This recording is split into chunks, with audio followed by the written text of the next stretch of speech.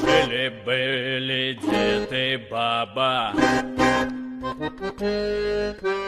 и была у них курочка ряба. Вот и снесла она яйцо, не простое яйцо, а чисто золото. Дед бело не разбил, баба бела не разбила, старики не знают, как им быть. Как разбить? Как же быть, ну что такое?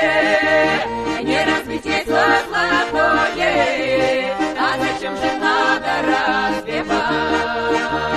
Кабы знать.